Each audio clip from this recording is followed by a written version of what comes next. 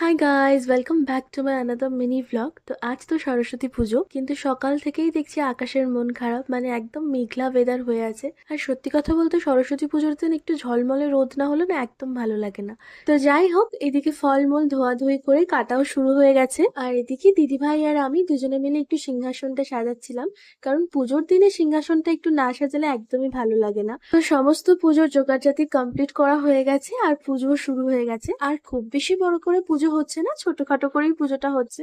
আর আজকে সরস্বতী পুজো, তবুও আমি কোনো রকম শাড়ি পরিনি বা সাজগোজ করিনি, একদম ঘরোয়া ভাবেই আছি।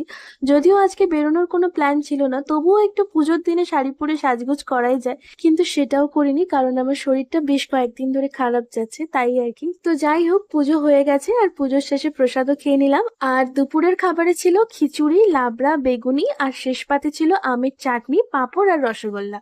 তো এইভাবেই কাটলো আমার আজকের দিনটা।